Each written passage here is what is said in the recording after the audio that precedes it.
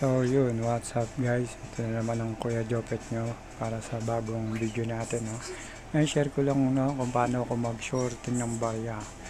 Kasi meron akong kasamaan din na nag-ano rin siya ng PisoNet. Nagbibilang daw siya ng mano-mano. Tinatanong niya ako paano ko sinishorting. No? Bali, ganito ako mag-shorting. Hindi na ako bumili talaga ng parang bridge yung pang shorting ng barya para sa coin hopper. Bali ang ginawa ko rito, kumuha ko ng malaking lalagayan ng ice cream, sabi binutasan ko. Ang ginamit ko lumang piso, pinainitan natin ng lumang piso, 5 piraso, tapos sabay inano ko rito, ayun ang pinambutas ko rito, 5 piso.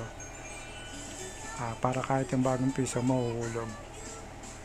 Kung mapapansin nyo, ayan, ang naiiwan lang dyan 5 piso, 5 pisong buo, 10 pisong buo, at 20 pesos na buo.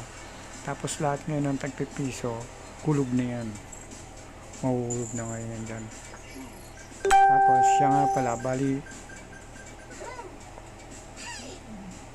pag nagbutas nga pala kayo, pag mainit, bali 5 piraso, isa-isa.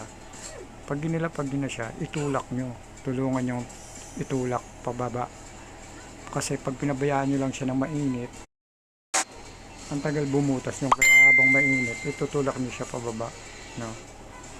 Tapos yung piso naman doon na nakadikit, yung plastic naman na nakadikit sa piso, natatanggal naman minsan. So yan, napansin nyo, di ba? Puro tagpipis yan. Ito yung pisong luma. Lagay mo, saktong-sakto lang. Diba, ganyan lang. Bali pag nilapag nyo siya ng mainit, itulak nyo ng kung anong pwede nyo panulak, ballpen o stick, yun, para lang mabilis siya bumaba. Tapos gamitin nyo yung lumang piso para kahit yung bagong piso pasok na siya kagad, no? Pero hindi mahuhulog yung 5 piso na bago, hindi mahulog yung mga 5 piso, gano'n. So yan lang, share ko lang sa inyo, no? Siyempre pag ininitan nyo, kinisan nyo rin, kumbaga kiskisin nyo ng liya, gano'n. So yun lang, maraming salamat.